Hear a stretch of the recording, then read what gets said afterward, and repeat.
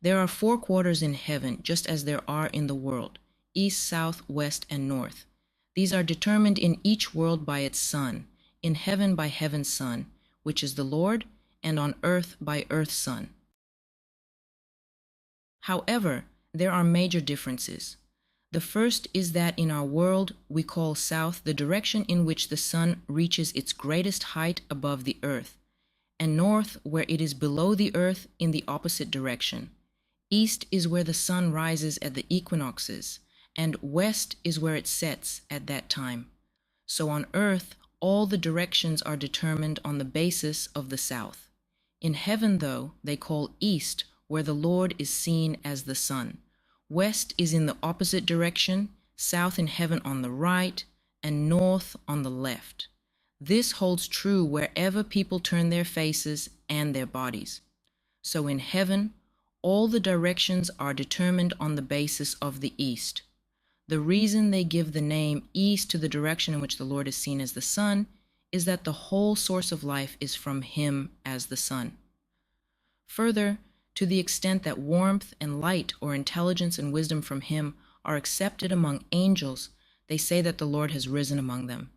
This is also why the Lord is called the East in the word. A second difference is that for angels, the east is always in front of them, the west behind them, south on the right, and north on the left. However, since this is hard to understand in this world, because we turn our faces in all different directions, it needs to be explained.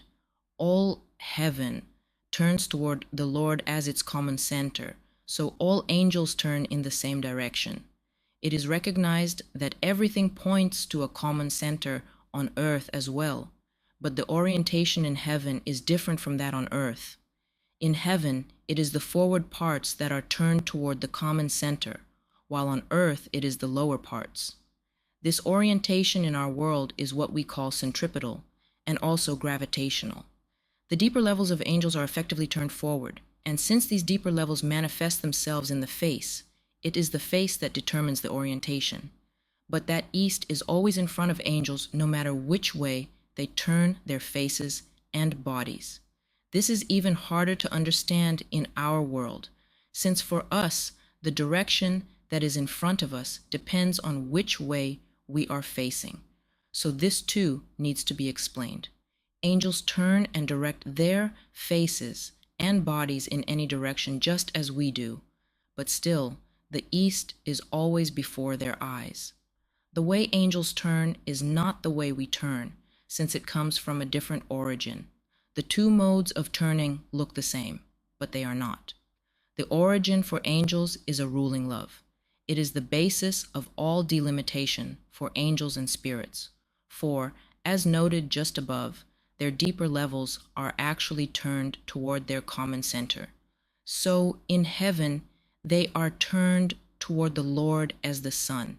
And since love is constantly in front of their deeper levels, and their faces are manifestations of these levels, being their outward form, the love that is predominant is always in front of their faces. In heaven, then, this is the Lord as the sun, since he is the source of all their love. Further, since the Lord himself is in his love among the angels, it is the Lord who causes them to be looking at him wherever they turn. These matters cannot be further clarified here, but they will be in subsequent chapters. In particular, where we deal with representations and appearances, and with time and space in heaven, they will be presented to understanding more plainly. As for angels having the Lord constantly in front of them, this I have been granted to know through a great deal of experience. Sometimes when I have been in the company of angels, I have noticed the Lord's presence before my own face. Even though I did not see him, I could tell he was there because of the light. Angels have often borne witness to the truth of this as well. Since the Lord is constantly in front of angels, we say in our world that they have God before their eyes and faces, that people who believe in him and love him look to him and see him. Expressions like this come to us from the spiritual world, for this is the source of many of our expressions, though we are unaware that they come from there. This kind of turning toward the Lord is one of heaven's wonders. For many individuals can be together in one place, turning faces and bodies toward each other, and yet all of them will have the Lord in front of them, and each will have the south on the right, the north on the left, and the west behind. Another extraordinary fact is that even though angels are completely oriented toward the east, they still have an orientation to the other three directions. This orientation, though, involves their more inward sight, which is a function of their thinking. A further extraordinary fact is that in heaven, no one is allowed to stand behind anyone else and look at the back of his or her head. This disturbs the inflow of what is good and true from the Lord. Angels see the Lord in one way, and the Lord sees angels in another. Angels see the Lord with their eyes, while the Lord sees angels through their foreheads. The reason for this is that the forehead corresponds to love, and it is through love that the Lord flows into their volition and makes himself visible to their minds, to which the eyes correspond. However, the regions in the heavens that make up the Lord's heavenly kingdom differ from those in the heavens that make up the Lord's spiritual kingdom. This is because to the angels in his heavenly kingdom, the Lord looks like a sun, while to the angels in his spiritual kingdom, he looks like a moon, and the east is where the Lord is seen. The distance between the sun and the moon is 30 degrees, and the same alignment therefore holds true for the directions. The division of heaven into two kingdoms called the heavenly kingdom, and the spiritual kingdom has been presented in its own chapter above, as has the Lord's looking like the sun in the heavenly kingdom and like the moon in the spiritual kingdom. Still, the directions are not rendered uncertain by this, since spiritual angels cannot rise up to the level of heavenly angels, nor the latter come down to the former. We can see from this what the Lord's presence is like in the heavens. It is everywhere, with every individual in the good and true qualities that emanate from the Lord. So he is in angels in what is actually his own.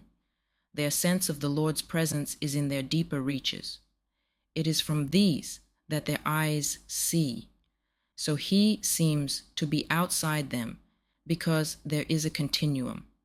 This enables us to see how we should understand the Lord's being in them, and their being in the Lord. According to the Lord's words, the Lord's flesh means what is divine and good, and his blood means what is divine and true. All the people in the heavens live in different areas according to the cardinal directions. People who are sensitive to the good that love does live along the east-west axis, the ones who have a clear perception of this toward the east, and the ones who have a vague perception of it toward the west. People who are sensitive to the issues of wisdom that result from that good live along the south-north axis, the ones in a clear light of wisdom toward the south, and the ones in a dim light of wisdom toward the north. The dwelling arrangement for angels in the Lord's spiritual kingdom is like that of the ones in his heavenly kingdom, with a difference that depends on the good that love does and the light of truth that comes from the good. This is because the love in the heavenly kingdom is a love for the Lord, and the light of truth from that love is wisdom. On the other hand, the love in the spiritual kingdom is the love for our neighbor that is called thoughtfulness, and the light of truth that comes from it is intelligence, also called faith. They also differ according to the directions. The directions in the two kingdoms are 30 degrees apart. There's a similar dwelling arrangement for the angels in each particular community of heaven. The ones who are engaged in a greater degree of love and thoughtfulness are toward the east, and the ones in less toward the west. The ones who are in greater light of wisdom are toward the south, and the ones in less toward the north. The reason for this arrangement is that each community is a reflection of heaven and is a heaven in lesser form as well. The same thing happens in meetings. They are brought into this arrangement by the form of heaven, which enables every individual to know her or his place. It is also provided by the Lord that there shall be all kinds of people in each community, because heaven has a consistent form throughout. Still, the arrangement of heaven as a whole does differ from that of a community as a general entity differs from its details. That is, the communities that are located toward the east are superior to those toward the west, and those toward the south are superior to those toward the north. This is why the cardinal directions in heaven mean the qualities of the people who live there. The east means love, and its good clearly perceived. The west, the same, dimly perceived. The south, wisdom and intelligence in clear light. And the north, the same, in dim light. Further, since the directions have these meanings, they mean similar things in the inner or spiritual meaning of the word, since the inner or spiritual meaning of the word is in complete accord with the way things are in heaven. The opposite holds for the people who are in the hells. The people there do not focus on the Lord as the sun or the moon, but look away from the Lord toward that dark object that occupies the place of our world's sun, and the gloomy object that occupies the place of the earth's moon. The ones called demons look toward the dark object in our sun's place, and the ones called spirits toward the gloomy object in our moon's place. As explained above, the sun of our world and the earth's moon are not visible in the spiritual world, but in place of our sun, there is something dark opposite heaven's sun, and something gloomy opposite heaven's moon. This means that hell's inhabitants have directions opposite to those of heaven. Their east is where they see that dark or gloomy object, and their west is where heaven's sun is. Their south is to their right, and their north to their left, no matter which way they turn their bodies. Nothing else is possible for them, because the whole tendency of their deeper natures, their whole orientation, therefore, aims and strives in this direction, on the fact that love is what determines the tendency of our deeper natures, and therefore the orientation of everyone's actions in the other life.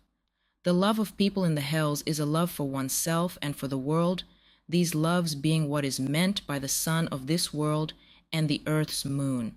Further, these loves are opposite to love for the Lord and love for one's neighbor. This is why they turn toward the darkness, away from the Lord. The people who are in the hells also live arranged according to the cardinal directions. The ones who are obsessed with evils that arise from love for themselves are along the east-west axis, and the ones who are obsessed with falsifications for the sake of evil are along the south-north axis. There will be more about them later, though, where we discuss the hells. When an evil spirit comes into the company of good ones, it usually results in such a confusion of directions that the good spirits hardly know where their east is. This is an event I have often noticed, and I have heard about it from spirits who complained about it. Evil spirits sometimes seem to be oriented to heaven's directions, at which time they have intelligence and a grasp of what is true, but no affection for what is good. So as soon as they turn back toward their own directions, they are without intelligence or any grasp of what is true. They then say that the true things they had heard and understood are not true but false, and even want false things to be true. I have been told about this kind of turning, specifically that for evil people, the intellectual faculty can be turned in this way, but not the voluntary faculty.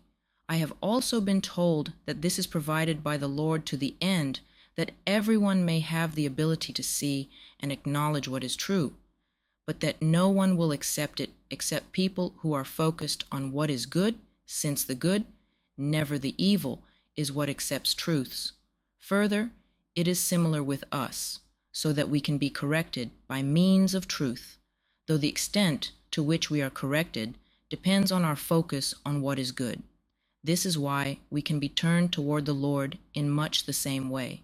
However, if we are engaged in evil in the conduct of our lives, we immediately turn back again and justify within ourselves the false rationalizations of our evil over against the truths that we have understood and seen. This happens when we think within ourselves, on the basis of our deeper inclinations.